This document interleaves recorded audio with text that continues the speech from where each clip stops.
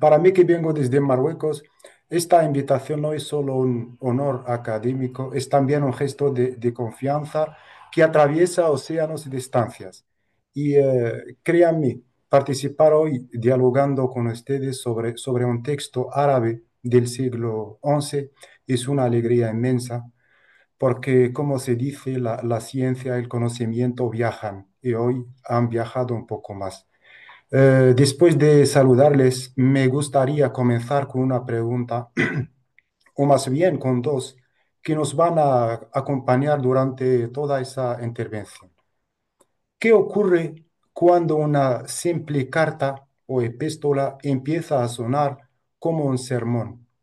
¿Y qué nos dice eso sobre cómo una comunidad se defiende cuando se siente atacada? Lo que quiero compartir con ustedes hoy es una idea relativamente sencilla, pero cargada de implicaciones. Ibn Hazm, el famoso polígrafo cordobés, escribe una carta, pero esa carta suena, respira y funciona como un sermón. Y gracias a eso esa carta se convierte en un manifiesto patriótico, en una defensa apasionada de Al-Ándalus frente a las críticas procedentes de Qayrawán en la actual Túnez. Ahora bien, ¿por qué un intelectual del siglo XI siente la necesidad de defender públicamente a su país? ¿Quién lo ha atacado y de qué se lo acusa exactamente? رسالة في فضل الأندلس o la traducción epístola sobre el mérito de Al-Ándalus no nace en un vacío. Es una respuesta a un reproche que duele. Un escriba, ahora vamos a contextualizar, un escriba de Qayrawán en Efriqiya, como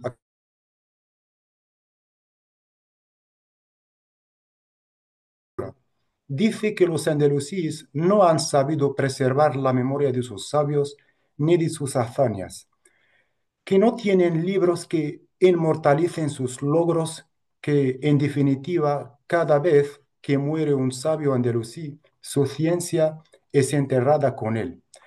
Imaginen lo que esto significa en una cultura donde la memoria escrita es un eje central de prestigio. No es solo una crítica académica, es una forma de decir, ustedes, los de Al-Ándalus, no están a la altura. Esta crítica viaja, se copia y circula.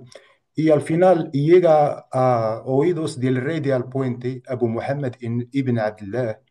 Alarmado, el rey pide a Ibn Hazm que responda. Y aquí entra en escena nuestra epístola.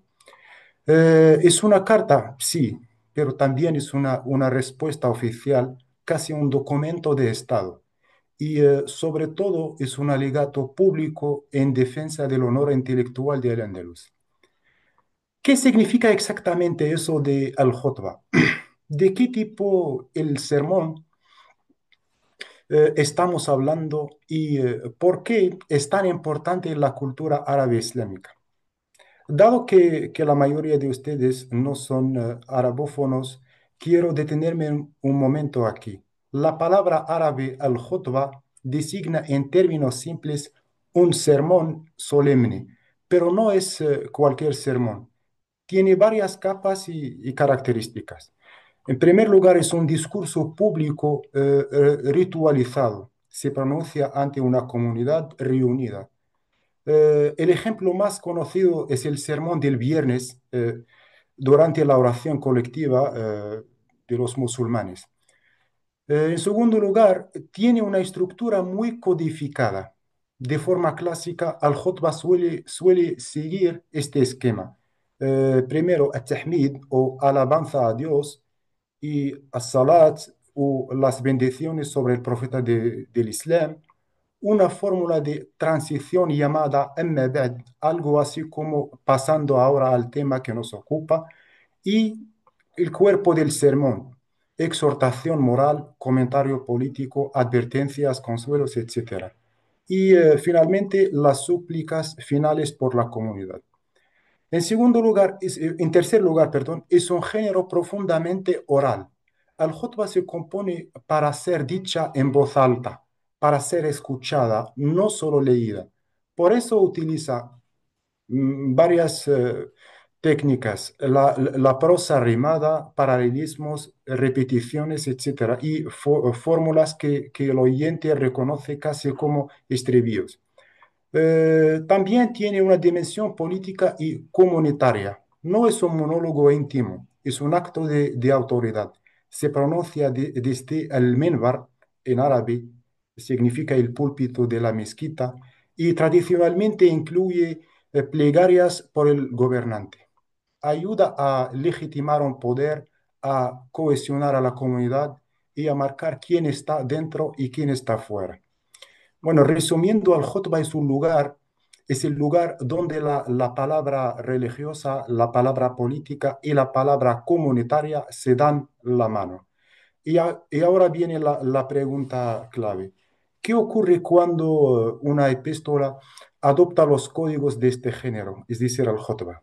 ¿En qué se nota concretamente que esta carta está contaminada de sermón? ¿Y qué recursos típicos del Khutbah encontramos en Risala fi Fadl Andalus de Ibn Hazm? Veamos algunos rasgos muy claros. Tenemos la apertura ritual. La epístola de Ibn Hazm comienza como empezaría el Khutbah del viernes de los musulmanes. Empieza con esta expresión: alabado sea Dios, Señor de los mundos, que Dios bendiga a nuestro Señor Muhammad, etc. Esta apertura no es solo una fórmula piadosa, es un marcador de género. Nos indica que lo que viene a continuación debe escucharse con la solemnidad con la que se escucha un sermón. Tenemos también el gancho narrativo, es el lugar de pasar directamente a la polémica. Ibn Hazm cuenta una escena al principio, cómo visita a un amigo, cómo ve un rollo de papel, cómo descubre con sorpresa el texto injurioso del escriba de Cairawan. Es el equivalente al relato inicial de muchos sermones. Por ejemplo, una anécdota que engancha al público, que convierte la reflexión en relato. Tenemos también el tono exhortativo. Aunque la carta está dirigida a un destinatario concreto, el tono es claramente colectivo. Ibn Hazm no habla solo a su amigo, habla para que todo el mundo se entere. Su voz se indigna y llama y exhorta. Esa es la voz del khutbah o bien del predicador. También la invocación de autoridades religiosas. Uno de los pasajes más significativos es el uso de un hadith, un dicho atribuido al profeta, donde se promete que los guerreros andalusíes serán reyes en sus tronos. Ibn Hazm discute su interpretación, lo aplica al Andalus, responde posibles objeciones. Es exactamente lo que hace un predicador utilizando el texto sagrado como prueba a favor de su tesis. Tenemos también las enumeraciones rítmicas. Podemos observar que a lo largo de la epístola, Ibn Hazm despliega listas de sabios andalusíes, juristas, médicos, historiadores, poetas, etc. Cada nombre va acompañado de elogios, de señas de reconocimiento, a veces de referencias a sus obras. Eh, Estas listas no son neutrales, funcionan como un inventario de méritos nacionales y al mismo tiempo como una letanía oral casi recitable. Tenemos también el juego con el auditorio. Ibn Hazm introduce preguntas retóricas, anticipa objeciones. Por ejemplo, si alguien dijera que y responde y matiza después. Esa forma de escribir solo tiene sentido si uno imagina que hay un público frente a él, reaccionando mentalmente. Y en definitiva, todo esto hace que la epístola suene a sermón, aunque esté escrita. Ahora tenemos otra pregunta clave. ¿Qué gana Ibn Hazm al convertir una epístola o una carta en algo que se parece a un sermón? ¿Y cómo se traduce eso en patriotismo, en un incipiente nacionalismo andalusí? Aquí está, diría, el núcleo de la lectura que propongo. Si Ibn Hazm hubiera respondido con una carta fría, erudita y llena de datos, pero sin emoción, habría defendido al Andalus, sí, pero solo en el plano intelectual. Y, pero al usar la retórica de Al-Khutbah, consigue algo mucho más poderoso, que radica en elevar la defensa de Al-Ándalus al nivel religioso y moral. No es solo mi país o mi región, es una tierra que el propio profeta habría mencionado, una tierra que tiene un lugar en la geografía simbólica del Islam. Y también convierte la respuesta en un acto comunitario. La epístola no es solo una discusión entre dos individuos cultos, es un texto que se puede leer en voz alta, que se puede compartir, que puede circular como sermón escrito. También articula un orgullo colectivo, las listas de sabios, las insistencias en las obras producidas en el Andalus, la comparación con Oriente, etcétera. Todo eso va construyendo un relato. No somos una periferia sin memoria. Somos un centro de producción del saber, dice Ibn Hazm. Y ahí están las dos palabras del título, patriotismo, que alude al amor y defensa de la patria concreta, en este caso es el Andalus, y nacionalismo en sentido cultural, afirmación de una identidad colectiva. Otra pregunta que es más importante, ¿por qué debería interesarnos en 2025 una carta, sermón escrita en árabe en el siglo XI? ¿Qué nos dice sobre la relación entre lenguaje, memoria y identidad colectiva? Me gustaría cerrar con dos ideas. La primera es que los géneros discursivos nunca son inocentes. Cuando un autor escoge escribir como si estuviera predicando, incluso en una carta, está tomando posición. Y Ibn Hazm elige la voz del sermón para defender a su patria. Y eso convierte su respuesta en algo más que un texto. Es un acto simbólico de resistencia cultural. Las realidades, sino las fabrica. En Risala fi Fadl al-Andalus, las palabras construyen una imagen de Al-Andalus como patria digna, como territorio de sabios, como espacio de memoria.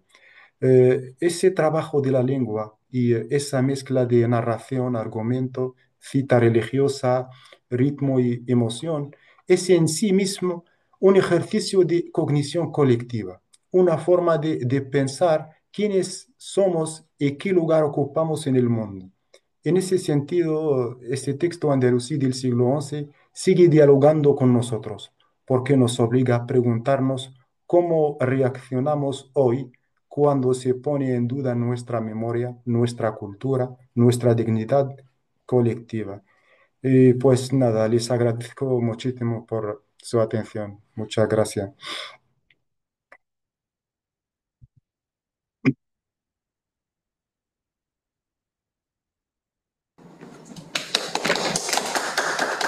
Muchas gracias. Damos el espacio para las preguntas.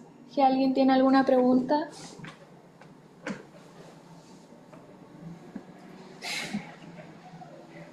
Me parece que no. Muchas gracias. Se le agradece. Muchísimas gracias. Muchas gracias. Esperamos dar un margen de 5 minutos antes de comenzar con la siguiente ponencia. Muchas gracias. Bueno, ahora expone el doctor Jorge Fernández, doctor en Filología Hispánica por la Universidad de Alicante y profesor titular de Lengua Española en esa misma universidad. Es especialista en lingüística cognitiva, semántica histórica y actualmente está desarrollando nuevas investigaciones sobre la naturaleza cognitiva de la literatura. Por favor, puede Sí, a comenzar. ver, muchas gracias. Espere un segundo porque no sé qué he hecho, que ahora no veo yo mismo mi PowerPoint. No sé por qué. Vamos a ver. Es que no sé qué he hecho. ¿Cómo? A ver, un segundito. Porque no sé. Ahora, es que veo el PowerPoint en la pantalla que tienen ustedes allí, pero no lo veo yo aquí. A ver, ¿cómo es posible?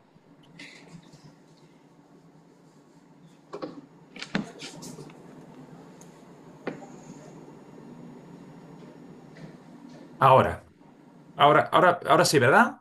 Sí, se ve. Perfecto, bueno, pues empiezo. Muchas gracias. Bien, dentro de este Congreso de Lenguaje y Cognición, yo vengo a presentarles un trabajo en el que voy a relacionar el lenguaje por una parte, las enfermedades mentales, por otra, y la literatura. Es una interrelación de conceptos que es interesante, que no está muy explorada todavía, aunque empieza a haber estudios. Y lo voy a hacer centrándome en un relato muy corto de una escritora que se llama Ana Starovines. Ahora entraré en más detalles. Bien, vamos a ver si puedo pasar cómo bajo, a ver, cómo muevo la diapositiva. A ver, a ver, ¿me ven así?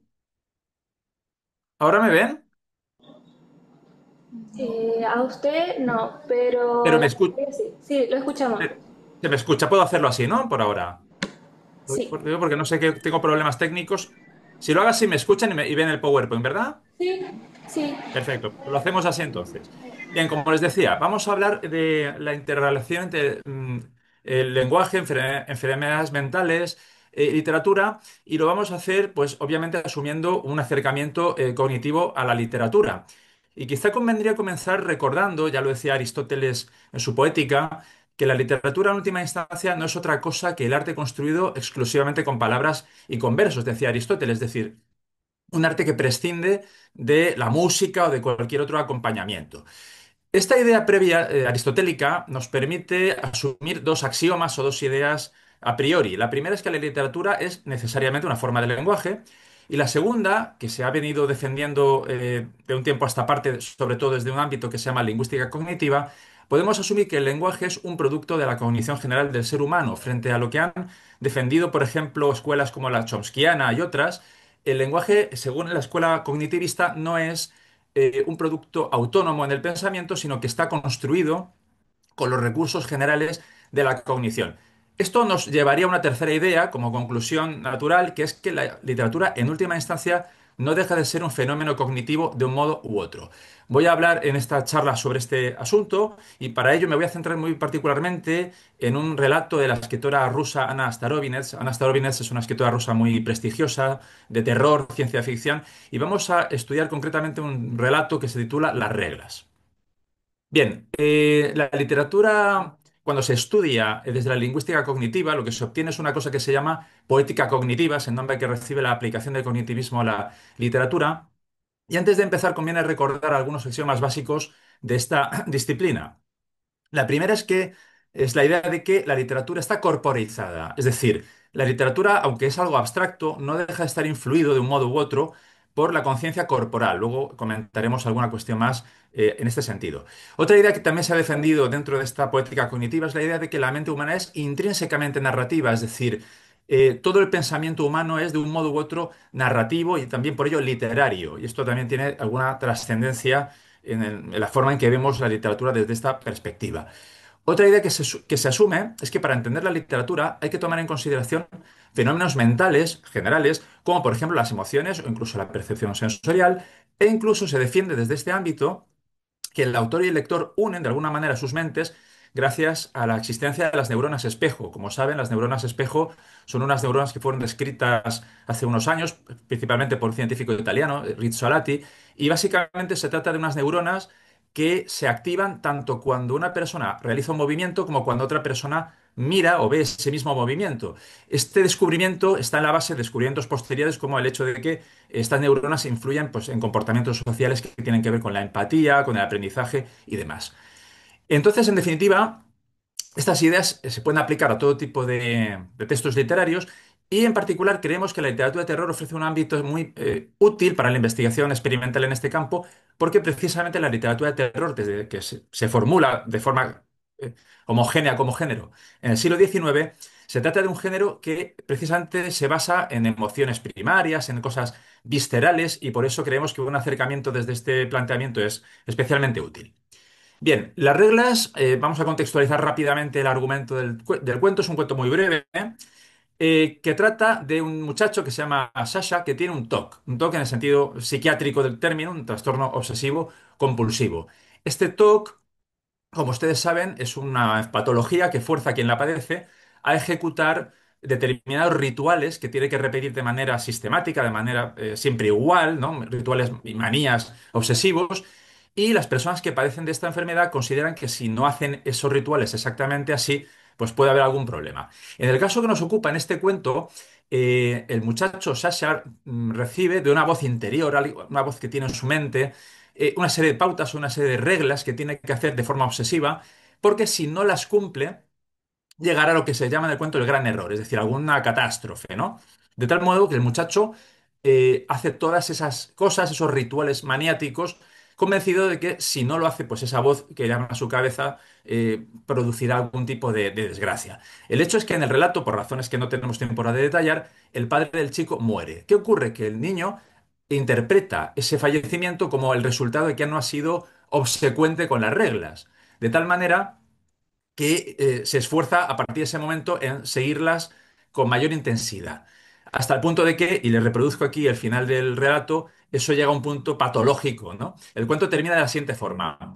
Sasha fue a la cocina, abrió el cajón y cogió un cuchillo, el que estaba más a la izquierda, el de mango de madera. Después volvió a la sala y dijo: Mamá no está sentada correctamente. Así termina el relato, es decir, se anticipa que lo que viene a continuación es aterrador, precisamente porque el muchacho se va a reafirmar en la idea de que vulnerar esas manías, esas pautas, tiene consecuencias graves y por ello tiene que asegurarse de que las reglas se cumplen incluso de forma violenta o, en fin, de una forma muy agresiva como se deduce del final, ¿no? De este final un poco abierto. El texto es aterrador, les recomiendo que lo lean, hay una traducción magnífica al castellano, por dos razones fundamentalmente. La eficacia del texto depende, en primer lugar, del hecho de que parte de procesos cognitivos que son universales en la cognición humana, como intentaré demostrar ahora, lo que genera empatía por parte del lector con el texto, y esa empatía genera precisamente la sensación de angustia.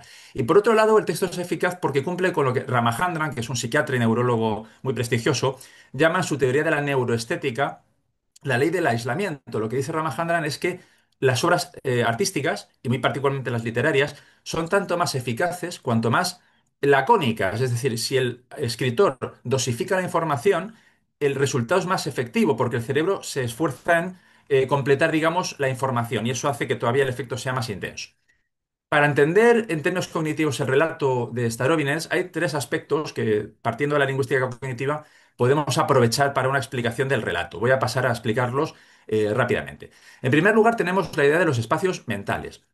Vamos a ver, el desenlace del relato de Starobinet parte de una confusión de Sasha. Es decir, él atribuye un hecho fortuito, el accidente de su padre, un accidente de tráfico por el que muere, lo atribuye a que no ha hecho las cosas correctamente de acuerdo con lo que le pautan esas reglas mentales, ¿no? Y aquí se produce lo que en términos cognitivos podríamos llamar una confusión de espacios mentales. Bueno, el concepto de espacio mental fue propuesto hace ya bastantes años por Foucault y se puede definir como el conjunto de creencias y suposiciones que tiene un individuo. Esas creencias y suposiciones subjetivas que todos tenemos en nuestra mente forman lo que Foucault llama un espacio mental. El concepto es útil porque permite superar la idea clásica de la filosofía de mundo posible. En filosofía tradicional o filosofía analítica se hablaba de mundos posibles para hacer referencia a las abstracciones que todos tenemos en nuestra cabeza. Lo que ocurre es que el concepto de mundo posible se basaba en la idea veritativa, es decir, en su verdad o falsedad. Cuando lo que dice Foucault es que lo que tenemos los seres humanos en nuestra mente no es algo necesariamente verdadero o falso. Para entender esta idea, se puede recurrir a un ejemplo clásico, que es el siguiente. Edipo quiere casarse con su madre. Bueno, como sabemos en el mito griego, Edipo se casa con Yocasta, que es su madre, porque no sabe que es su madre. Es decir, hay una confusión y él se casa con la madre porque desconoce su identidad. De tal manera que la oración Edipo quiere casarse con su madre es verdadera y falsa al mismo tiempo, porque todo depende del espacio mental desde el que se enuncie. Desde el espacio mental de Edipo es falsa, pero desde el espacio mental de otra persona que conoce la identidad de Yocasta y que conoce las circunstancias sería verdadera. O sea, esto demuestra que lo que las personas pensamos no es ni verdadero ni falso, sino que es un constructo subjetivo. La cuestión es que las reglas que, por cierto, en términos de Foucault, forman lo que se llama un espacio dominio, es decir, un mundo virtual con sus propias reglas propias, dentro de ese relato tendríamos como dos espacios. Estaría el espacio base. El espacio base sería como la realidad. Es decir, lo que la familia de Sasha, esta familia de clase media rusa, que tiene una vida perfectamente normal, como lo que esta familia sabe. ¿no? El padre que va a trabajar, la madre que no sé qué, los hermanos, es decir, digamos lo que asume la familia como verdadero. Pero esa realidad contrasta con el espacio mental de Sasha, que es el que está dominado por estas reglas obsesivas. La cuestión es que ni Sasha conoce todos los detalles de lo que sucede en la familia, ni la familia conoce los detalles de las reglas de Sasha. Hay como una especie de falta de información mutua. Lo interesante en términos narrativos y cognitivos es que el narrador, que es un narrador omnisciente, tiene información a los espacios de ambas zonas, es decir, de la familiar y de la de Sasha por otra parte, y le transmite todos esos contenidos al lector, que sería como una especie de observador externo. Esto es muy interesante.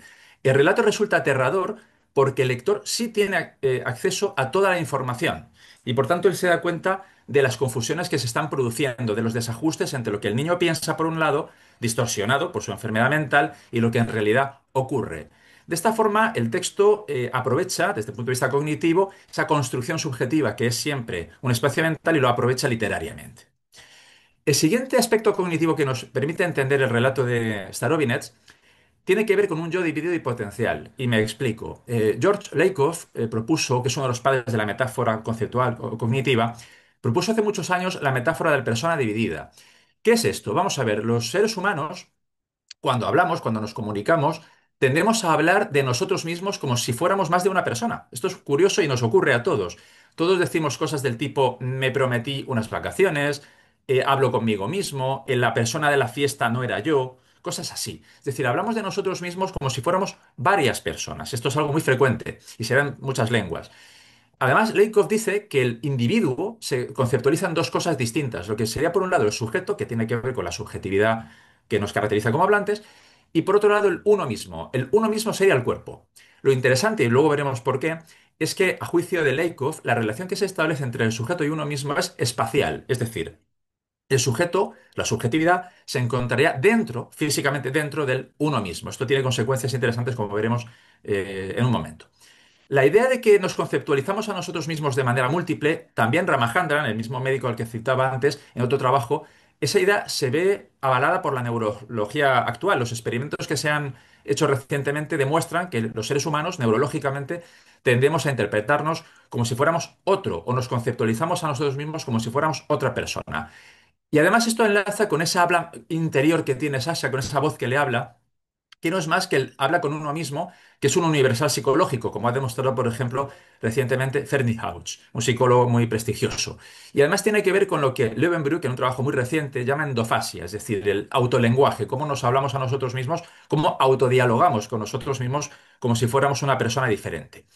Además, el Sasha se interpreta también en términos de un yo proyectado, de acuerdo con Martínez, porque él hace las cosas porque no quiere que ocurra algo, es decir, porque quiere evitar un desenlace en el futuro. Eso se llama yo proyectado, es decir, no solamente es un yo múltiple, sino es un yo que tiene un autoesquema posible, es decir, alguien que podría llegar a ser algo negativo y que se quiere evitar por todos los medios. En definitiva, lo que Starovines nos presenta es un personaje, este niño, que no quiere ser ese otro potencial que podría llegar a ser si no cumple con lo que las reglas que le dicta su mente establecen.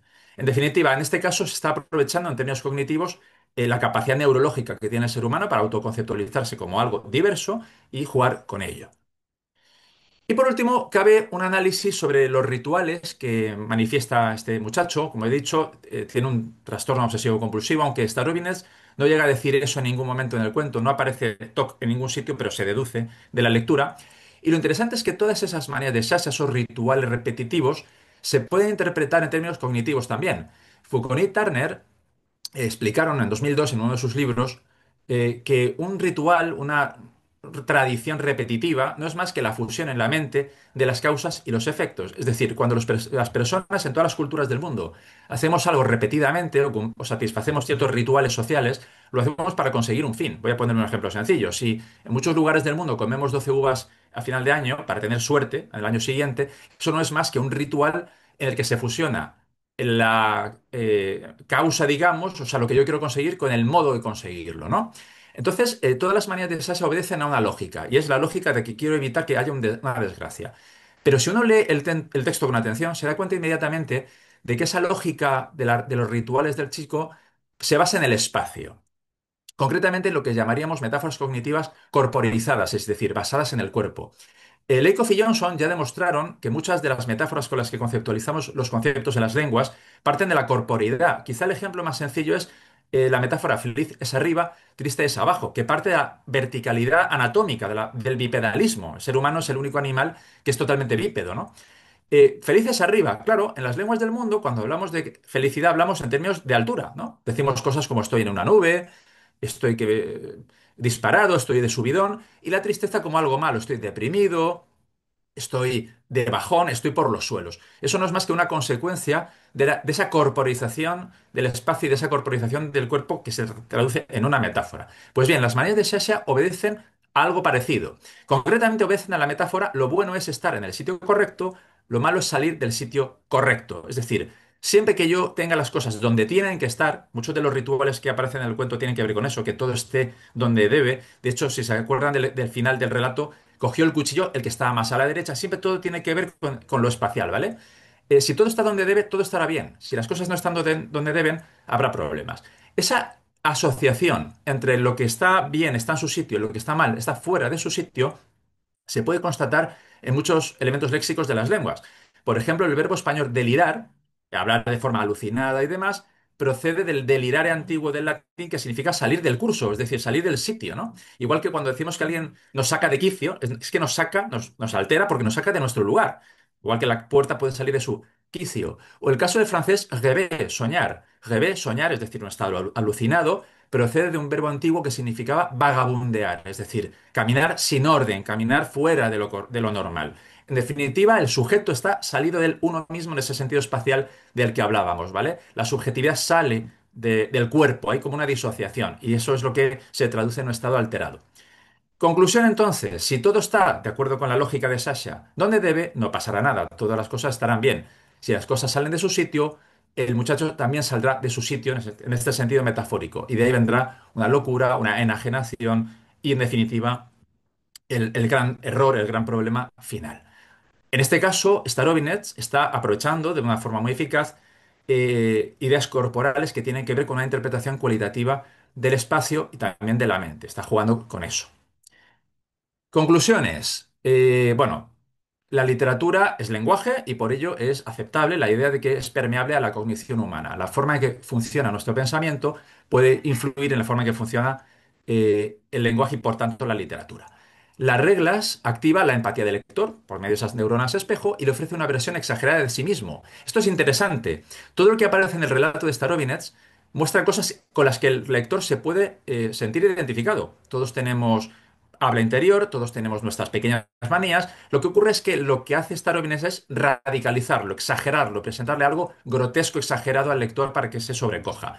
El texto además dosifica la información para que el cerebro del lector trabaje más y el efecto angustioso sea mayor. El narrador le ofrece una visión privilegiada al lector de la mente de los personajes para que desde esa visión privilegiada pueda sentir mayor terror. Y en definitiva, el lector se identifica con las manías de Sasha porque se basan, como decíamos, en universales cognitivos. Hablar con uno mismo, rituales destinados a lograr un fin determinado y comprensión metafórica del espacio. Esto era todo, perdón por la rapidez, pero he intentado explicar lo mejor posible. Si tienen alguna duda, estoy a su disposición y para un análisis más detallado les dejo en la diapositiva una referencia bibliográfica. Muchas gracias.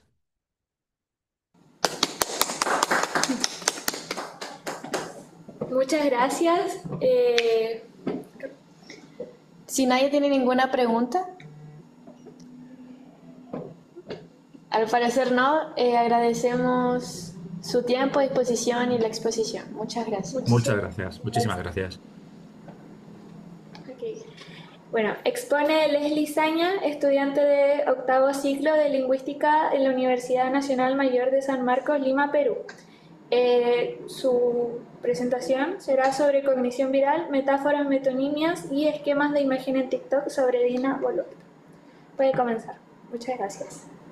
Gracias. Bueno, el trabajo se titula, como lo mencionaron, Cognición Viral, Metáforas, Metonimias y Esquemas de Imágenes en TikTok sobre Dina Boluarte. Todo fue en el marco del curso de Tópicos de Lingüística Cognitiva. Fue un trabajo grupal, como estaban mis compañeros ahí. Ok. Todo empieza con la pregunta de, ¿saben que los comentarios en TikTok contienen metáforas que son poderosas y que de alguna forma están calificando los discursos oficiales?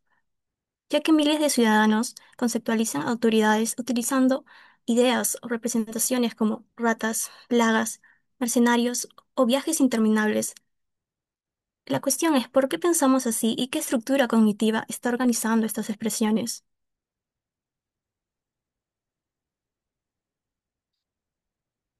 Por eso partimos de un contexto de la problemática.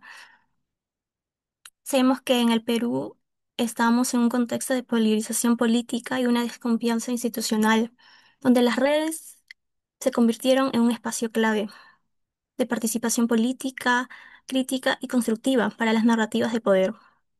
Entre ellas se encuentra una plataforma muy viral que ha cobrado relevancia, como es la plataforma TikTok.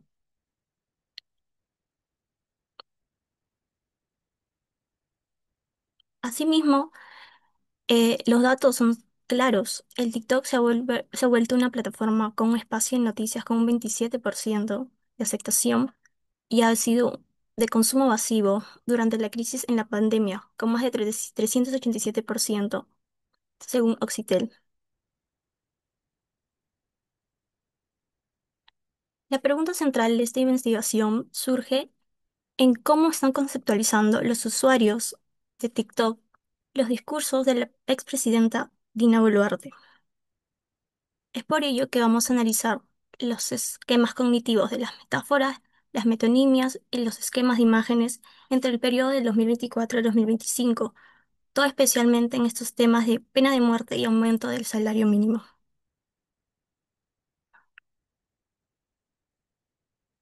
Como objetivo central de esta investigación fue identificar ya los mecanismos cognitivos ya mencionados que han sido usados por los ciudadanos peruanos para representar a la presidenta y su mismo discurso.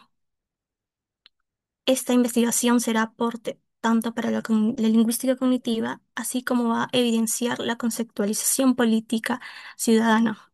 Así mismo veremos la conexión entre lenguaje, cognición y opinión pública. Para ello, partiremos de un marco teórico sólido. Al ser un trabajo de la lingüística cognitiva, tenemos tres nociones básicas e importantes. En primer lugar, tenemos la metáfora conceptual propuesta por Lacan y Johnson de 1980. Sostiene que las personas vamos a entender estos conceptos abstractos mediante otros más concretos.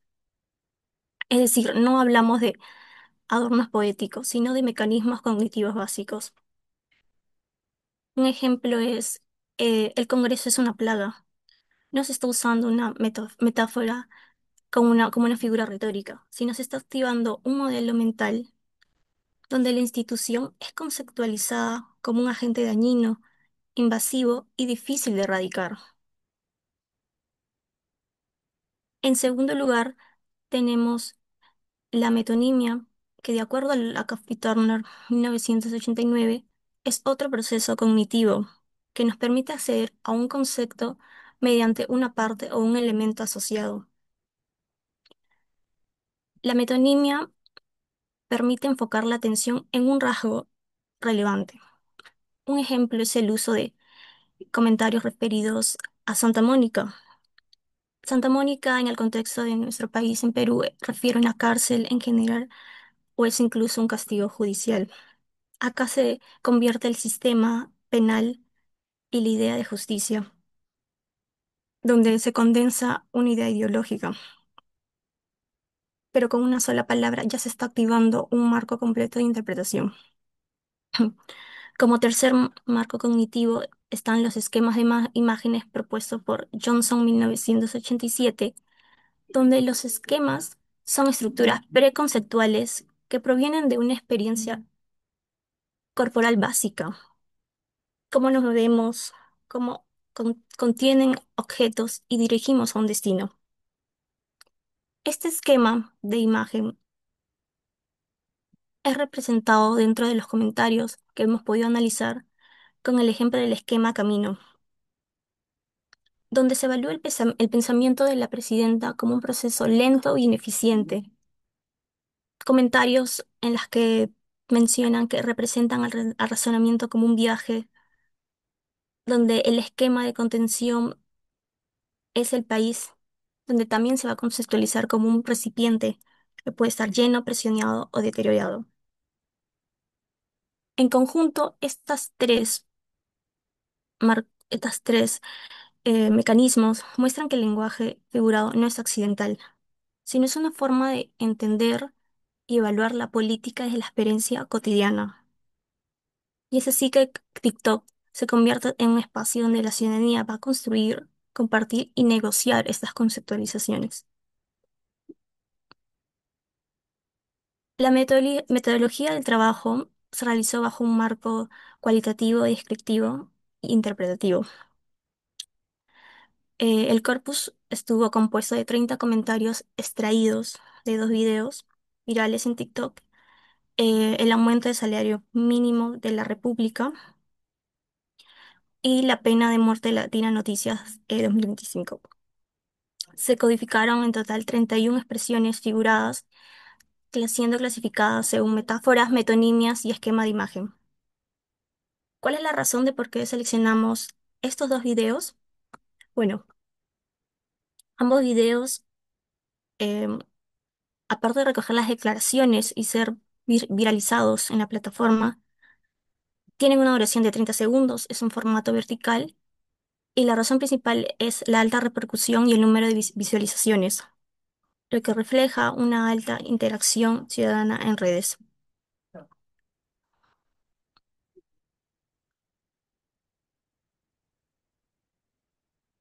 Abordando más allá en los resultados, vemos que metáforas encontradas fueron clasificadas principalmente en estructurales, ontológicas y orientacionales.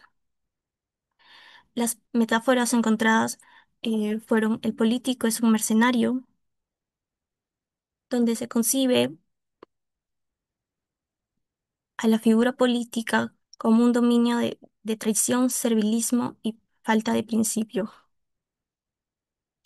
Otra metáfora también que pudimos reconocer es el Congreso es una plaga, donde se concibe atributos negativos, donde la corrupción es conceptualizada como una enfermedad. La corrupción está dentro del Congreso, una enfermedad que debe ser de alguna forma aniquilada. Otra metáfora también muy recurrente en los comentarios es el político es un animal y un objeto. Vemos la deshumanización de la figura política de la presidenta con comentarios que refieren con características de un animal como la rata o asimismo se conceptualiza como si ella fuera un objeto cuando ellas dicen esa vieja ya quemó. Se está ilustrando la idea que es la presidenta es un objeto averiado, inservible, que ha perdido su utilidad y credibilidad, reflejando una frustración y un deseo de descarte. Por último, también tenemos las metáforas eh, orientacionales, como observa en la imagen, arriba y abajo. Esto se da en un contexto de la economía, cuando muchos de los usuarios manifiestan que el gran aumento que no baja las horas de trabajo, pero que solo se trabaje de lunes a viernes, ahora todos los alimentos van a subir. Estas expresiones conceptualizan la orientación del mundo donde las acciones valoradas sí, positivas se asocian con una relación descendente y las negativas con una relación ascendente, contrario. Todo en este marco de una reforma laboral y económica, donde se evidencia cómo el lenguaje metafórico traduce juicios de valor mediante estas estructuras espaciales.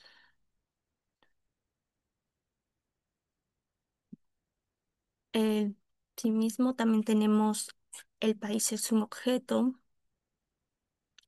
o el político es un objeto, donde también la presidenta es otra figura que está cargando con problemas nacionales y se le está responsabilizando directamente del destino de la nación. Los resultados dos refieren a las metonimias y esquemas. Las metonimias que hemos podido reconocer principalmente son todo por la parte, que permite representar a toda a la ciudadanía a través de expresiones como el pueblo o medio pueblo. Hablamos de una homogeneización en los comentarios, donde se está generalizando una posición particular como si fuera un consenso nacional. Asimismo, encontramos el personaje por acontecimiento, donde se asocia a la presidenta con figuras políticas ya reconocidas dentro de nuestro país, a Acuña, al presidente Bukele o incluso a Lucifer, donde se están condensando también marcos ideológicos negativos mediante la evocación de personajes que pueden representar ignorancia, autoritarismo, incluso maldad. De nuevo, hay una técnica que refuerza el rechazo a través de estas asociaciones que están culturalmente compartidas en los comentarios. Por último, también tenemos el lugar por la institución, donde se refiere como Santa Mónica o Canadá, como un castigo carcelario. La presidenta debe ir a este lugar. Estas alusiones cargadas de ironía configuran un discurso que anticipa consecuencias judiciales sin enunciarlas de forma explícita.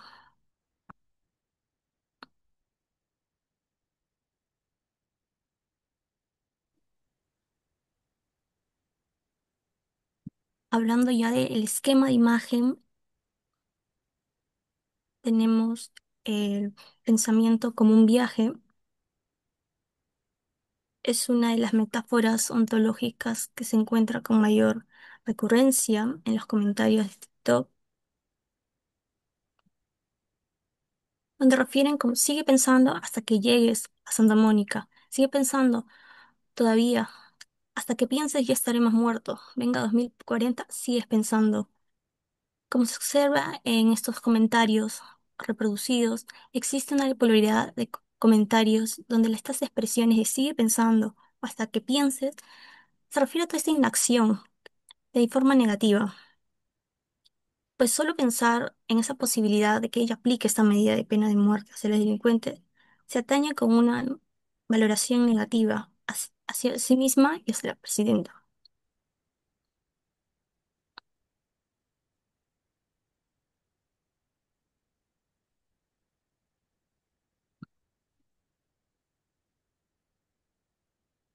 ¿Qué significan estos hallazgos? Em, Estos hallazgos em, no solo reflejan el discurso ciudadano, sino que las metáforas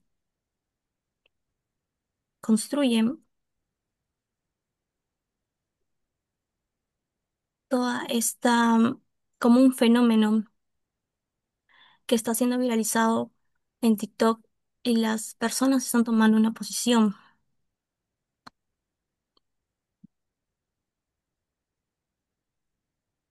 TikTok no solo va a funcionar como un espacio de resistencia, sino también de una resistencia tanto simbólica, pero también la ciudadanía está reinterpretando el poder de la mandataria, o en su momento lo hizo mediante un lenguaje tanto figurado o estos esquemas cognitivos que hemos podido encontrar.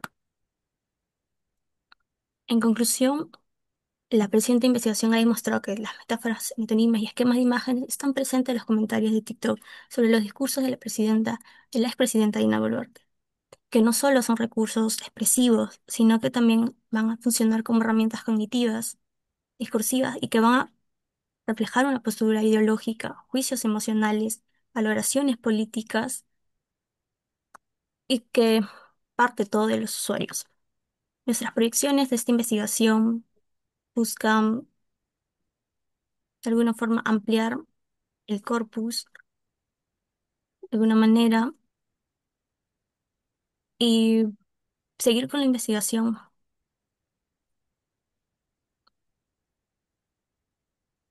Y bueno, eso sería todo. Muchas gracias.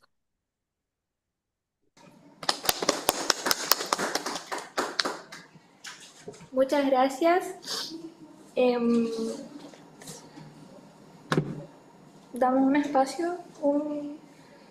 espacio para que alguien tiene preguntas.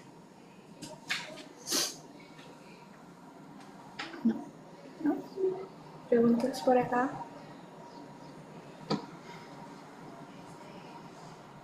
Me parece, me parece que no hay preguntas. Muchas gracias. Esperaremos unos 5, 10 minutos para comenzar la siguiente ponencia. Muchas Sí, gracias. yes. Bueno, damos paso a la siguiente ponencia, Neurociencia y emociones en la relación entre literatura y música a partir de la novelística de Fernando Vallejo, y expone la magíster Linda Naranjo, licenciada en música, magíster en filosofía y candidata a doctora del doctorado en literatura de la Universidad de Antioquia. Actualmente se desempeña como docente en la institución educativa Escuela Normal Superior de Caldas. Muchas gracias. Puede comenzar. Bueno, muchísimas gracias. Muchas gracias a el evento, al séptimo encuentro de cognición y pensamiento, y voy a compartirles entonces esta ponencia que se llama Neurociencia y emociones en la relación entre literatura y música a partir de la novelística de Fernando Vallejo. En la presente comunicación se aborda el efecto emocional derivado del entrecruzamiento de la literatura y la música en la novelística de Fernando Vallejo desde la perspectiva de la neurociencia. En primer lugar, se establece cómo se produce la experiencia literaria y la experiencia musical en el lector, para descubrir los efectos de la literatura aunados a la música en un receptor que vivencia la obra artística en lo intelectual y lo emocional. En un segundo momento, se hace un recorrido por la teoría constructiva de las emociones. Allí se articularán los procesos cognitivos descritos en la experiencia estética, literaria y musical con la respuesta afectiva, con el fin de demostrar que ambas artes se complementan al generar efectos en el lector, y por último se presentan algunos datos desde la perspectiva neurocientífica que permiten evidenciar las redes neuronales compartidas en el procesamiento de literatura, la música y las emociones, para demostrar que los recursos musicales utilizados por Fernando Vallejo en sus novelas amplifican los efectos emocionales en el lector. A partir del siguiente ejemplo de la novela Los días azules de Fernando Vallejo, nos aproximamos a la experiencia literaria y a la musical, como primer paso para determinar los efectos emocionales que el texto provoca, los cuales se amplifican en el entrecruzamiento entre literatura y música en la novela. El texto, a través de la lectura, genera efectos en el lector vinculados a la respuesta emocional. Otley, 1995, describe como procesos psicológicos las formas en las que se experimentan emociones al entrar al texto narrativo, confirmando que las emociones son una respuesta literaria. Según este psicólogo cognitivo, podemos experimentar emociones en el texto narrativo en términos de simpatía, memorias e identificación. En el ejemplo propuesto podemos comprender cómo actúan las tres. El lector puede experimentar simpatía por el destino del narrador protagonista, quien narra en la escena cómo se enamoró de una chiquilla de bucles de oro.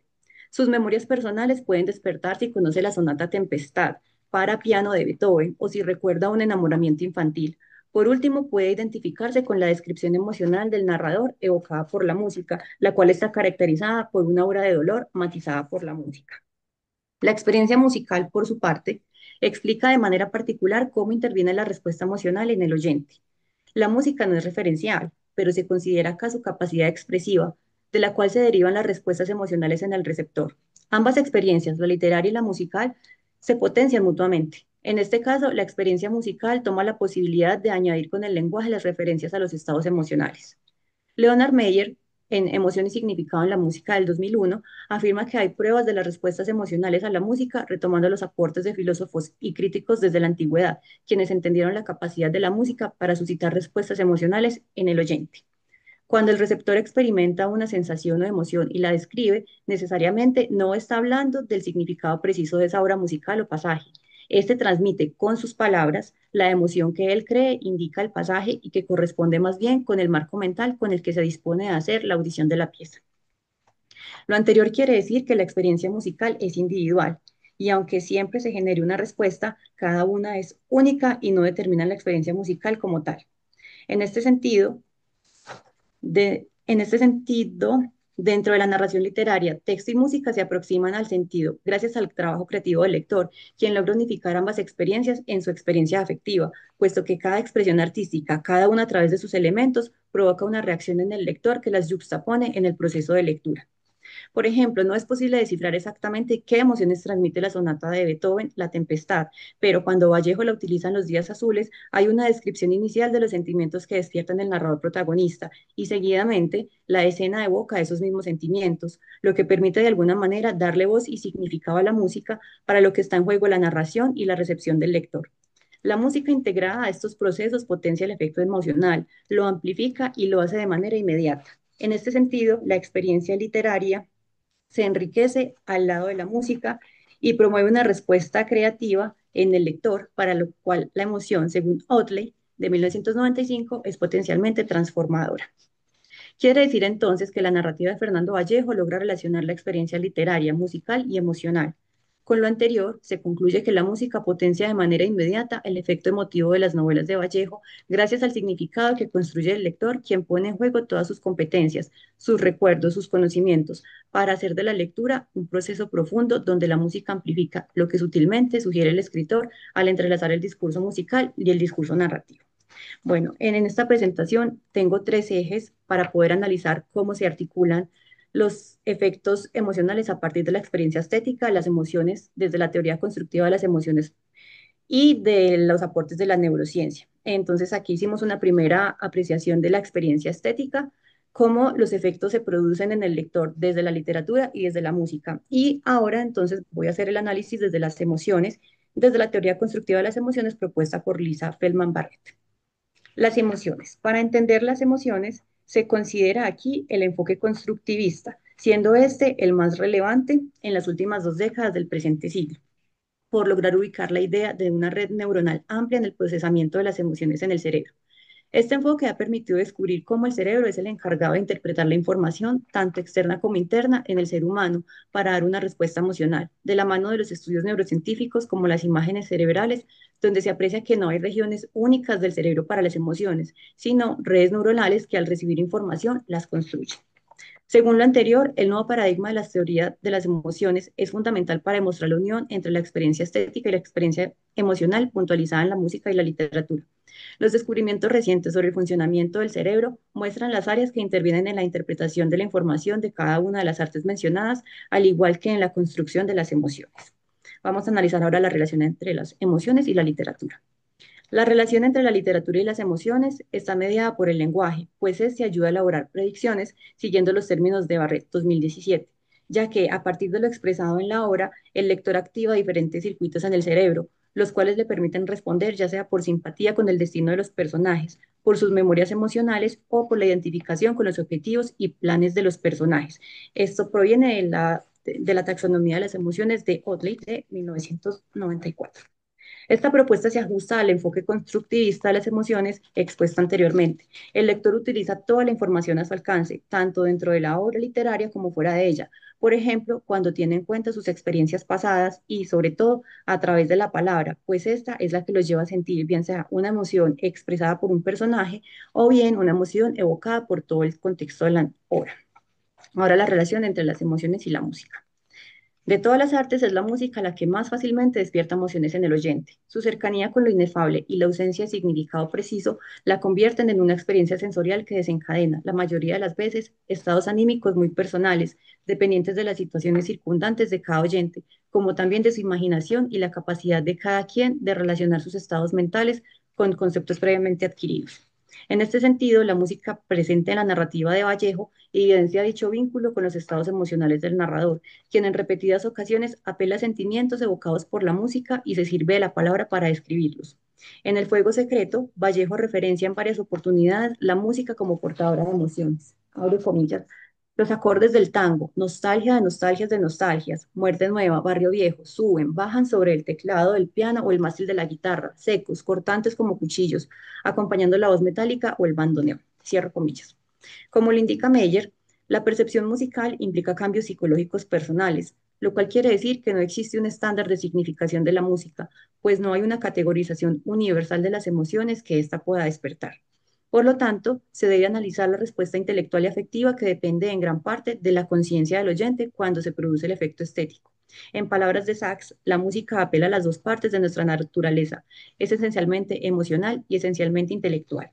Esto manifiesta que el oyente debe ser consciente de las asociaciones que realiza con la audición musical, pues estas dependen de los recuerdos evocados, entrañando una relación subjetiva entre las circunstancias personales de cada receptor y la respuesta emocional. Una de las ideas de Meyer, que encaja con los postulados modernos sobre las emociones, es que los procesos psicológicos y musicales que originan connotaciones específicas evocan a sí mismos respuestas de disposición anímica definida. Lo anterior funciona si se pretende entender el efecto emocional de la música, no desde el significado de la misma, cerrando la discusión sobre lo que comunica o no la música, pues esto ha sido el gran debate a lo largo de los estudios musicales, determinar la carga semántica del arte de los sonidos, sino que centra la atención en la interpretación del oyente. Abro comillas, el estímulo real no es el despliegue progresivo de la estructura musical, sino el contenido subjetivo de la mente del oyente. Esto desde Meyer. Y completa Sachs, la música no tiene la capacidad de representar nada particular o externo, pero sí una capacidad única para expresar estados o sentimientos interiores. Así se demuestra la relación entre los procesos cognitivos y los emocionales del ser humano, dado que la interpretación que éste puede hacer de la música depende en gran medida de sus construcciones conceptuales y del lenguaje con el cual puede expresar aquello que está sintiendo. Una de las características más fascinantes de la música y fundamental para entender el propósito de esta investigación es la imaginería musical, aquella capacidad para percibir la música internamente sin la necesidad de un estímulo externo. Sachs nos recuerda uno de los ejemplos más grandes de imaginería musical con Beethoven. Sachs menciona a partir de los estudios de esa torre que imaginar la música puede activar el córtex auditivo de una manera casi tan intensa como si se la escuchara. La imaginería musical se convierte en este trabajo en el engranaje central para articular la literatura, la música y las emociones, ya que al leer pasajes musicales estamos experimentando la imaginería musical y de esta forma se conecta el mundo emocional del lector con el discurso narrativo. Fernando Vallejo utiliza con frecuencia un recurso que apunta a activar la imaginería musical cuando usa onomatopeyas para representar el tarareo de una canción. El ejemplo siguiente se encuentra en El Fuego Secreto. Taratatán, taratatán, taratatán, tan, tan, tatán. Estoy tarareando Boquita Salá, la cumbia más hermosa que parió la tierra. La estoy bailando entre el viejerío con el gangstercito contra mí apretado, mientras bendigo la fortuna y el sol que me ilumina. Esta presencia musical, además de activar la escucha interna en el caso de estar la canción dentro de las memorias del lector, se conecta con el aire y atmósfera festiva del fragmento. Estos juegos musicales dentro de la obra literaria confirman dos cosas. Por un lado, la música dentro del texto puede apoyarse del sentido mismo de las palabras para amplificar la respuesta emocional. Del otro lado, la música como elemento discursivo puede ser la vía de acceso a los circuitos neuronales encargados de la respuesta. Ahora pasamos a la relación entre el cerebro y la literatura, es decir, a toda la parte neurocientífica que demuestra estas conexiones de todas las redes neuronales entre la literatura, la música y las emociones. El cerebro, siguiendo analogías de varios estudiosos sobre este órgano vital, es la máquina central que controla nuestras funciones. Para la literatura, el proceso de lectura es el punto de partida para la activación de los procesos neuronales, los mismos que permiten captar el sentido de lo leído y obtener una respuesta emocional. Entender la lectura es entender a nuestro cerebro y, claro, a nosotros mismos. Stanislas Dehaene, uno de los pioneros en la neurociencia de la lectura, ha legado un mapeo de las zonas del cerebro que intervienen al leer, gracias a la combinación de diversas disciplinas de reciente desarrollo como la psicología cognitiva y la neuromagia. Tres sistemas sobre todo intervienen en el proceso, el visual, el fonológico y el semántico, gracias a la interacción de sus redes, lo que muestra una primera conexión con la respuesta musical al utilizar los circuitos fonológicos vinculados al sonido de las palabras.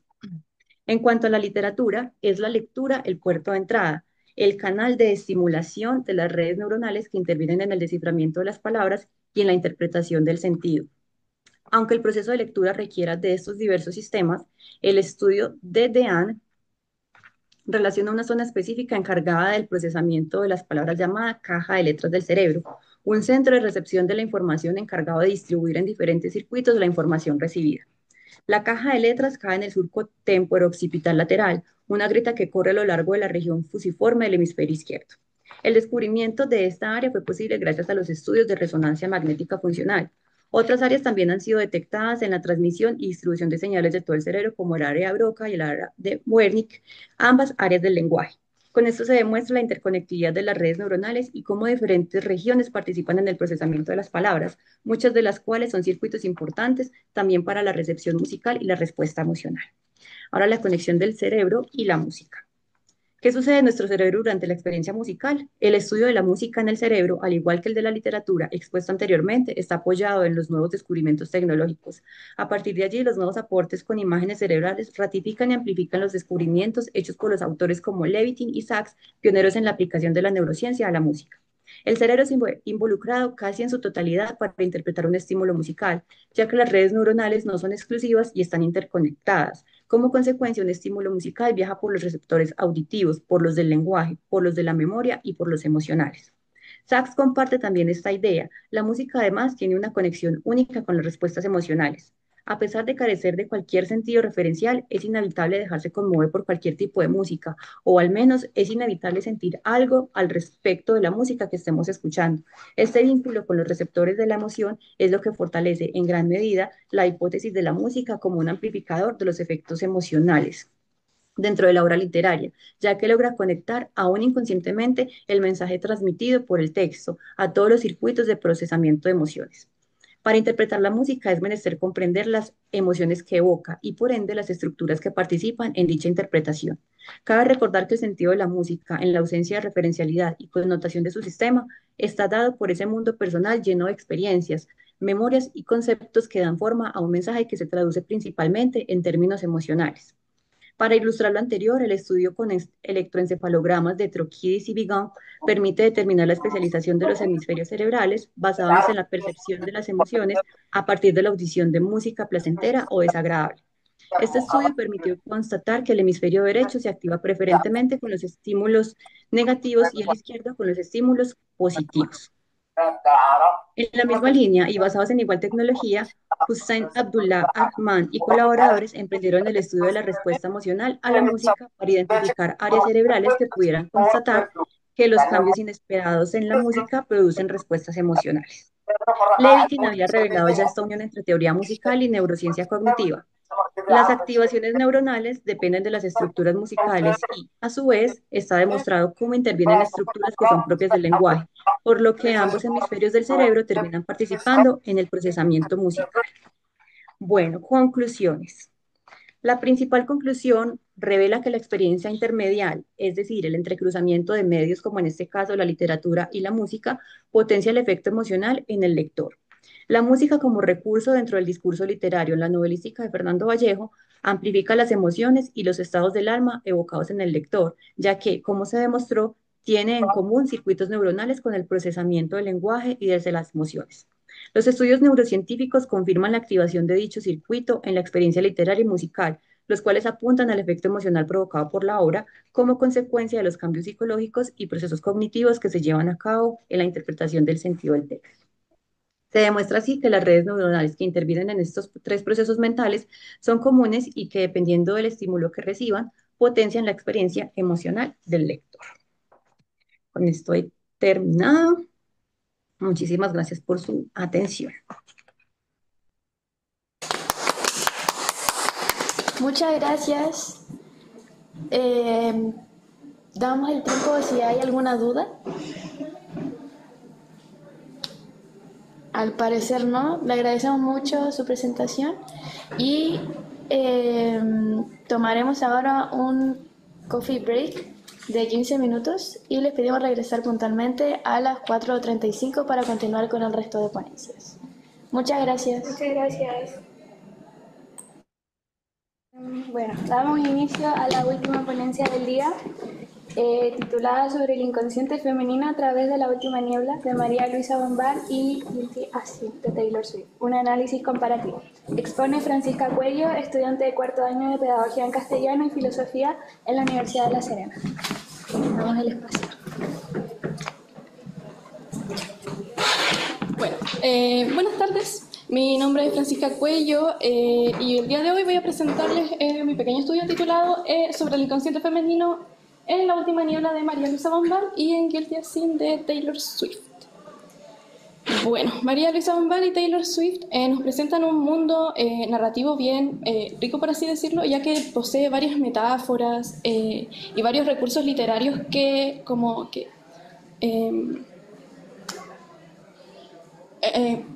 aumentan, por así decirlo, la gracia de la literatura y nos entregan en esta ocasión una versión intimista de lo que se encuentra suprimido, escondido o lo más anhelado que tienen las protagonistas. Y ellas son atormentadas por estos sentimientos que no la dejan como en paz, ya que las dos están en una relación bastante tortuosa, por así decirlo. Y para hacer un pequeño resumen, La última niebla de la autora chilena María Luisa Bombal fue publicada en 1934. En ella narra la protagonista nos narra su relación que posee, o matrimonio por así decirlo, que tiene con su primo Daniel. Y en ningún momento la protagonista se dice su nombre. Bueno, el esposo de ella ha enviudado hace poco, por lo que ella tiene este sentimiento de opresión, porque no fue un matrimonio como por amor. Fue un matrimonio impuesto, ya que las normas de la época así lo sugerían, ya que ambos ya no estaban en edad para casarse. O sea, para estar solteros, perdón. Bueno, entonces este sentimiento de opresión, soledad, insatisfacción, lleva a la necesidad de experimentar con la protagonista a superar esta realidad que posee. Entonces, en esto, María Luisa Bombal nos introduce un hombre misterioso, el cual surge cuando la protagonista se encuentra como en el pic como de su estrés por el matrimonio, y ella sale a recorrer las calles y en una densa niebla se encuentra con un hombre con el cual mantiene relaciones íntimas, y este es el puente liberador, por así decirlo, el inconsciente femenino, es donde surge. Entonces, estas fantasías que vamos a presentar a continuación son los deseos más profundos de las protagonistas.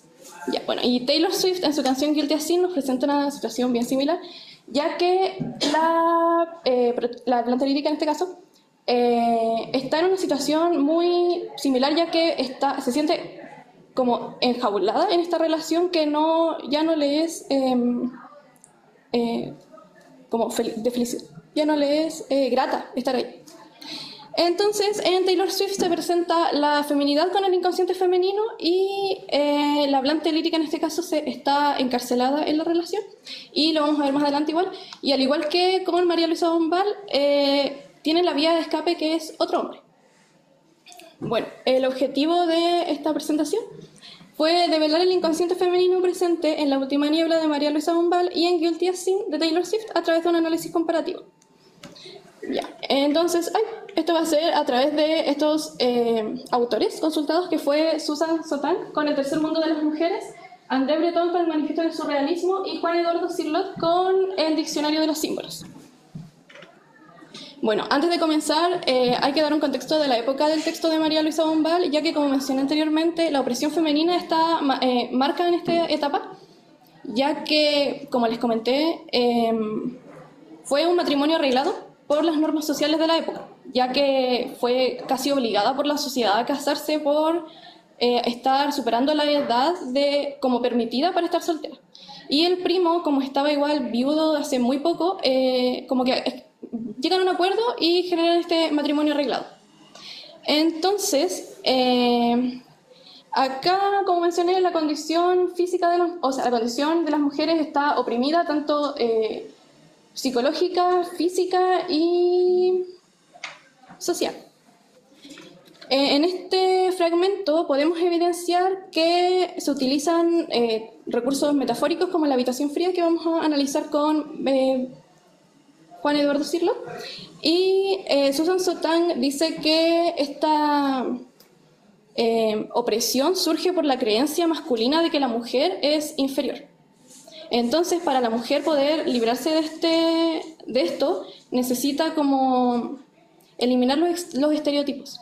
Y eso igual se ve a través del libro, porque, bueno, no les voy a dar muchos spoilers porque lo vamos a ver más adelante.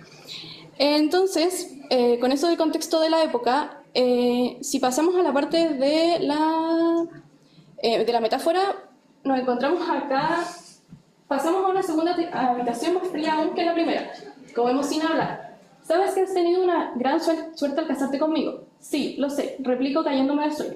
¿Te hubiera gustado ser una solterona arrugada que teje para los pobres de la hacienda? Me cojo de hombros. Ese es el porvenir que aguarda a tus hermanas. Permanezco muda. No me hacen caso y no hacen ya el menor efecto las frases cáusticas con las que no me turbaba aún hace 15 días. Bombal, 1934. Bueno, ahí podemos evidenciar claramente la opresión que surge en la mujer, ya que el esposo ve o siente que él es superior y que las mujeres deben ser las que busquen como se sienten como las mujeres son inferiores porque deben casarse, deben en esta época ser dueñas de casa solamente, mantener a los hijos, y por eso él cree que lo peor que le puede quedar a ella y a sus hermanas es ser solteronas y tejer para los pobres en la hacienda. Ahora sí, pasando con las metáforas, como se ve acá, la habitación más fría, para Juan Eduardo Cirlo, habitación es un espacio personal donde uno busca como la reflexión. Y el clima, en este caso, exalta el estado de ánimo de la protagonista en este caso. Y entonces sería más fría, que ella busca como este resguardo de esta tristeza que siente. No es... las metáforas que usa Bombal no son como puestas al azar, porque son bien rebuscadas, igual que en Taylor Swift, que los vamos a ver más adelante. Bueno, el mundo onírico también está presente en María Luisa Bombal de una manera muy espectacular, porque cualquier lector puede pasar por alto algunas cosas que son muy importantes, ya que utiliza en este caso la neblina como el interruptor entre lo real y lo onírico. En este caso, André Breton, en el Manifiesto del Surrealismo, plantea el rechazo de las normas sociales para liberar la creatividad e imaginación a través del subconsciente. Entonces, los sueños son la fuente de inspiración que manifiestan los deseos más profundos, develando las verdades ocultas del alma. Tal como se muestra acá, y como mencioné anteriormente, Bombal siempre utiliza estos recursos, tanto neblina o algunos paisajes, para referirse al mundo interior de la protagonista, pero la neblina es el principal, porque es, como mencioné, el interruptor entre lo real y lo imaginado por la protagonista. Bueno, entonces la protagonista es la que busca esta liberación de la feminidad usando los recursos que mencioné anteriormente. Y más adelante incorpora al amado, no al esposo, al amante, como una forma de liberación de esta condena, por así decirlo, que tiene. Bueno, aquí, como mencioné anteriormente, André Breton, con el subconsciente y los sueños como fuente de inspiración que manifiesta los deseos más profundos, y Juan Eduardo Cirlo, que considera que la niebla es un espacio indeterminado. Cabe destacar, y ahora lo recuerdo, que la niebla, aparte de ser el interruptor de lo onírico y lo real, siempre se manifiesta en María Luisa Bombal cuando la protagonista está entre dejar como su vida actual, que es infeliz, y todo eso, y con la mirada al futuro de que quiere ser libre. Siempre se presenta en estas situaciones donde ella reflexiona acerca de su vida, y son momentos muy críticos, porque en este caso de la cita anterior, se manifiesta cuando ella está en un velorio. Entonces, en el velorio, ella reflexiona que no quiere ser o no quiere morir sin haber vivido. Y eso con la última niebla. Bueno, pasando a Taylor Swift, nos encontramos igual que María Luisa Bombal en un mundo onírico. Acá se hace relación a metáforas como el río Nilo, y no solamente como río Nilo, sino que argumenta que es el azul del Nilo, que igual lo voy a explicar más adelante, y los destellos del interior, que también son una fuente fundamental, que tal como en la María Luisa Bombal, se utilizan como el interruptor entre lo real y lo onírico. Bueno, entonces, si leemos la cita que dice: ahogándome en lo azul del Nilo, él me mandó destellos del interior. No los he escuchado desde hace tiempo. Mi aburrimiento está hasta los huesos. Esta jaula en su momento fue soportable. ¿Tengo permitido llorar? En esta cita podemos ver que nuestra protagonista se siente, y al igual que en la última niebla, muy como encerrada en su relación y muy infeliz. Entonces, una de estas maneras como para exaltar eso es que dice: ahogándome en lo azul del Nilo. Bueno, entonces, lo azul del Nilo, como se puede inferir, es que lo azul es la tristeza. Y los destellos del interior, como mencioné, son las señales, como en la niebla, en el caso de María Luisa Bombal, que se utilizan para poder destacar estos sentimientos que posee como al interior. Entonces, los destellos del interior igual es una parte fundamental, porque dice, él me mandó destellos del interior y no los he escuchado, o visto en este caso podría ser, desde hace tiempo. Lo mismo que pasa con la niebla es que los destellos del interior han estado, a veces la protagonista lo nota o no, entonces siempre están, y estos destellos se pueden inferir igual que son la manera de que se encuentra el inconsciente femenino en los dos textos.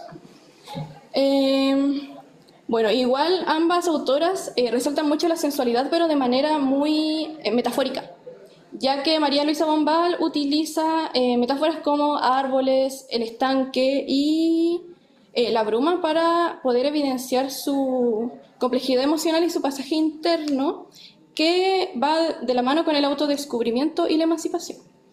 Acá en Taylor Swift igual utilizan elementos como sábanas en llamas y olas que crecen.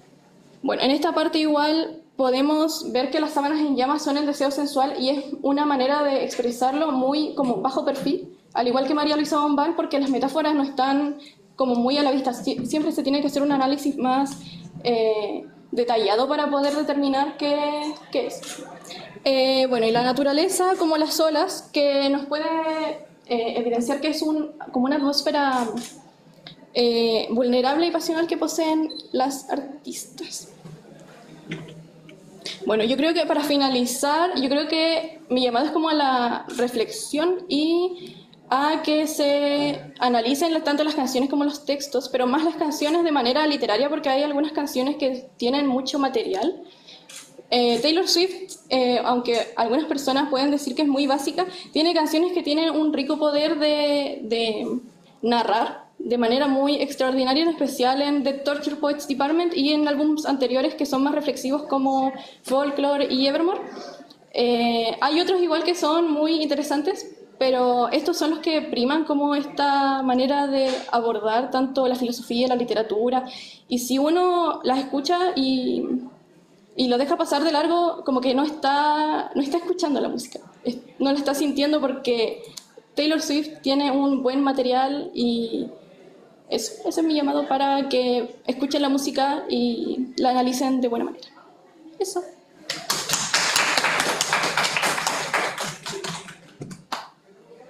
Damos un espacio de 5 minutos por si alguno tiene alguna pregunta. ¿Tienen preguntas? ¿Cómo se te ocurrió? Quizás como la idea de ligar.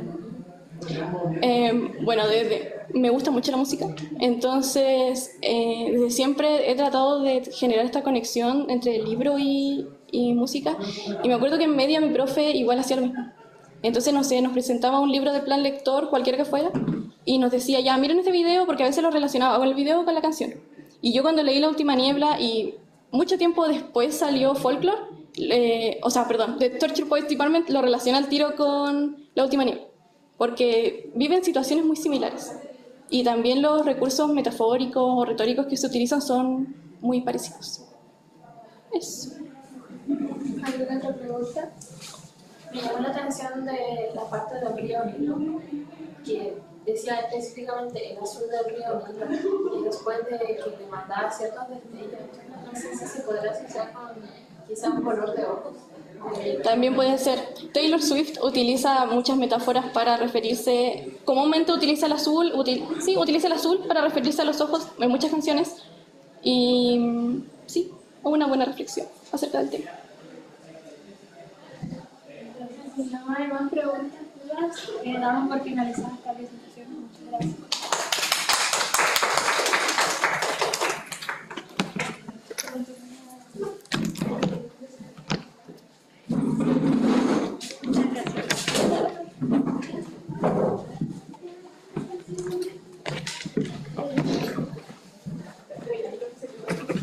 Muchas gracias.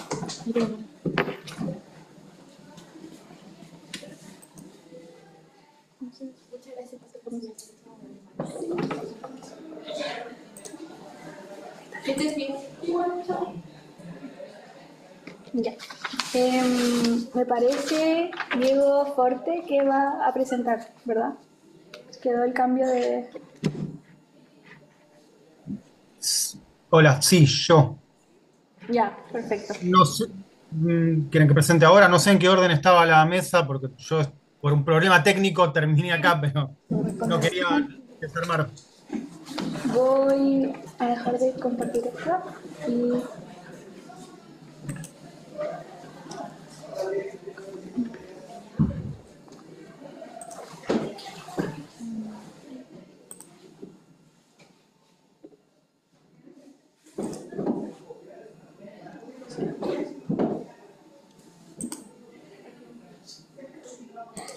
ok, entonces damos comienzo a la última presentación, conceptualización y categorización en el modo musical, implicancias cognitivas para el discurso multimodal, y expone el doctor Diego Forte, licenciado en Letras por la Universidad de Buenos Aires y doctor en Letras por la Universidad de El Salvador. Es investigador en análisis del discurso, ecolingüística, multimodalidad y cognición, y actualmente se desempeña como docente del Instituto Nacional de la Administración Pública de Argentina. Puede comenzar. Muchas gracias. Primero voy a compartir.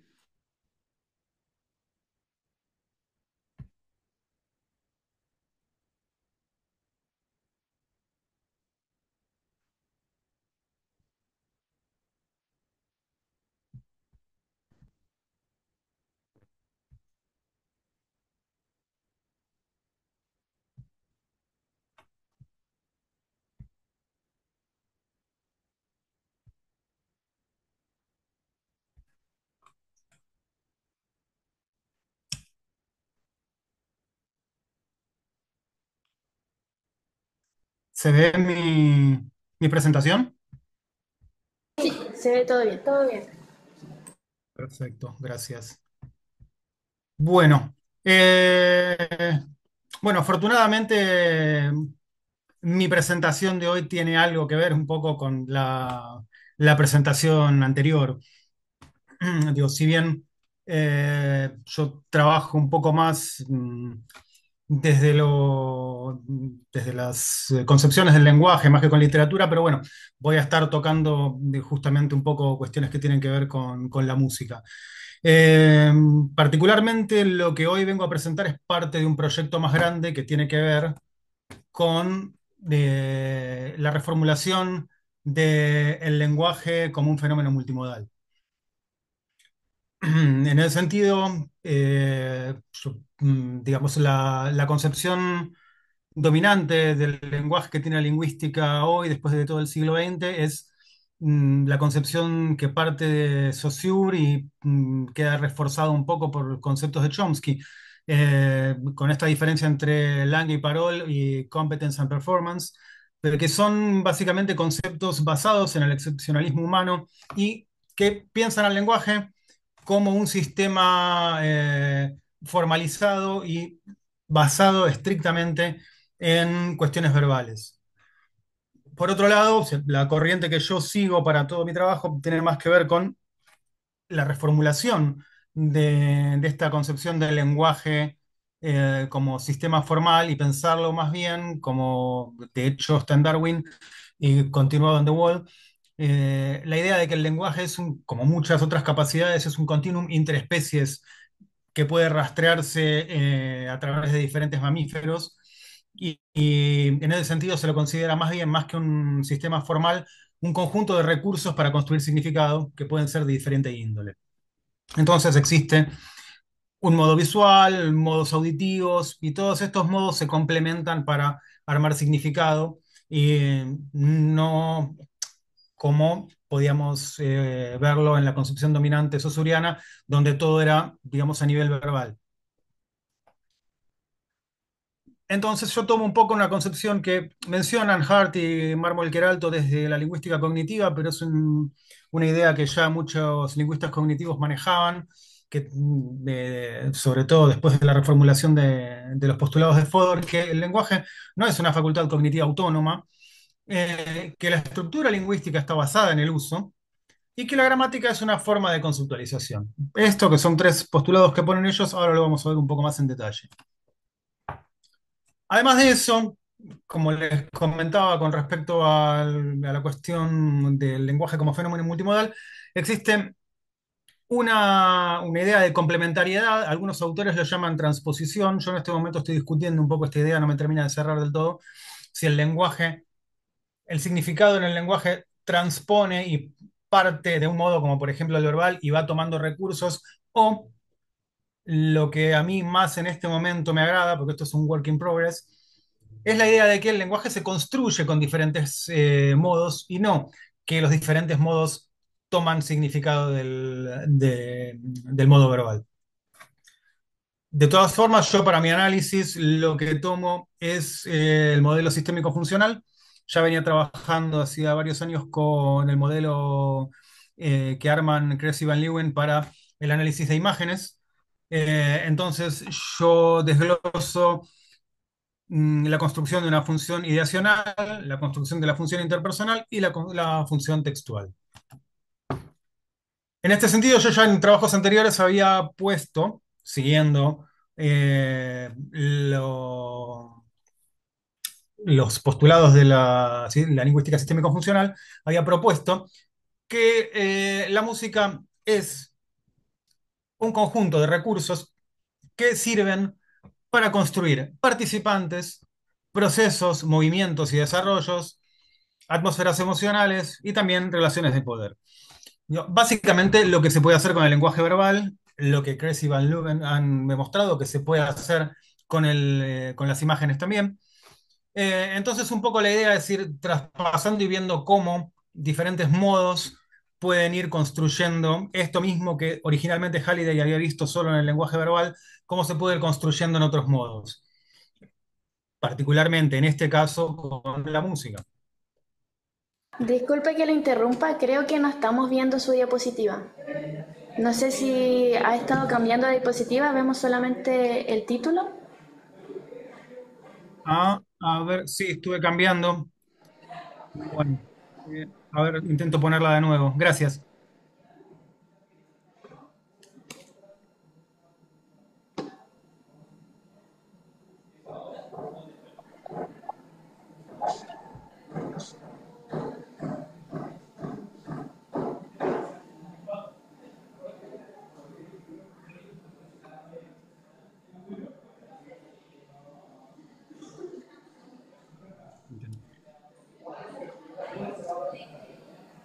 Perdón por la complicación.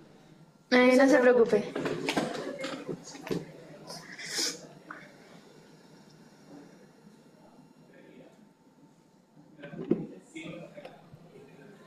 Un poco inestable la conexión también.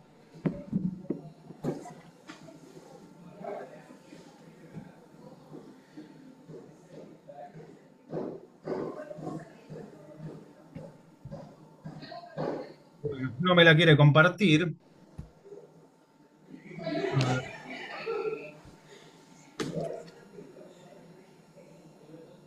Bueno, trataré de hacerlo así. Total, no quedaba mucho la idea.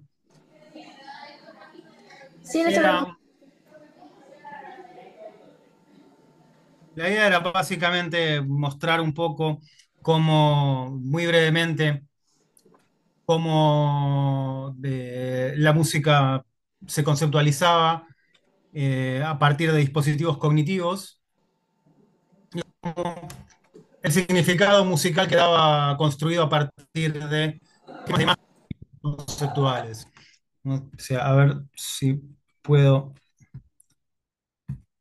Esto es lo que me interesaba. La idea es que cada esquema de imagen, digamos, esos paquetes de información en términos de Lakoff, que contienen no solo el significado en términos usurianos, sino también las diferentes manifestaciones. Es decir, si pensamos en un perro, un esquema de imagen va a ser tanto la imagen de un perro como toda nuestra experiencia corporal del perro. El tacto de acariciar un perro, la costumbre del olor, la costumbre de todas las rutinas que rodean al perro. Todo eso queda encerrado en un paquete de información junto con el concepto perro. Lo mismo pasa en este caso con diferentes aspectos de la música. Digo, por ejemplo, un esquema de imagen, mejor dicho, nuestra experiencia corporal con la música también atrapa un poco ese significado. Entonces, por ejemplo, podemos pensar una canción o cualquier tipo de pieza musical como un trayecto donde la creación de tensión en la melodía va a forzar necesariamente una resolución que va a ser el final del trayecto.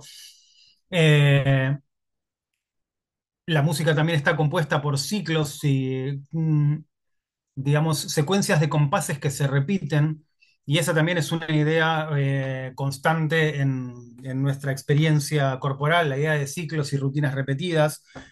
Eh, por ejemplo, cuando pensamos, sobre todo en lenguas como el español, la idea de que una melodía se va para arriba porque se vuelve aguda o se va para abajo porque va hacia lo más grave. Esa idea de subir y bajar tiene que ver también justamente con la corporización y la forma en la que asociamos el significado. Pero sobre esto quería hacer una pequeña salvedad, por eso mencioné que esto pasa en lenguas como el español, porque por ejemplo en otras lenguas lo que suele pasar es que las escalas o la música no se vuelve más alta o más baja, no sube o baja, sino que se vuelve más delgada o más gruesa. Esto tiene que ver, justamente, esto es una forma en la que se evidencia esta corporización eh, de los fenómenos musicales y del significado, cómo asociamos un significado a otro. Esto pues, es lo que señala Antonovic, acá tenía la cita que no les puedo mostrar, pero dice básicamente que los conceptos musicales se construyen en diferentes circunstancias culturales, como una escala que asciende y desciende en un idioma, pero se vuelve más delgada o más gruesa en otro. Entonces cabe preguntarse si la conceptualización está motivada principalmente por el conocimiento que tiene el hablante de su lengua materna, o si existen invariantes esquemáticas de orden superior subyacentes a las elecciones conceptuales interlingüísticas. Todo este palabrerío es básicamente para justificar esto, la idea de que el, toda nuestra conceptualización está atada a nuestra experiencia corporal. Pero finalmente hay otra cosa para cerrar rápidamente y no quitarles mucho más tiempo de esto que sin presentación es súper aburrido. Eh, es la idea de que en nuestra mente hay una jerarquía de procesamiento. Y en tanto somos seres humanos, el sentido principal o el sentido dominante en nuestra especie es la visión. Entonces, la música o cualquier otro estímulo auditivo va a ser procesado, luego va a tener una asignación de recursos menor en la mente para el procesamiento de significados. Entonces, normalmente, esta corporización también está pautada por lo que vemos. Entonces, asociamos determinados sonidos o determinadas escalas a cuestiones que podemos ver con los ojos. De hecho, por eso los experimentos en muchos casos marcan esta dominancia visual sobre la auditiva. De hecho, lo llaman el efecto Colavita, que es el nombre del investigador que descubrió esta dominancia de lo visual por sobre los demás sentidos. Bueno, en líneas generales, y sin la presentación PowerPoint era eso. Muchas gracias por escucharme.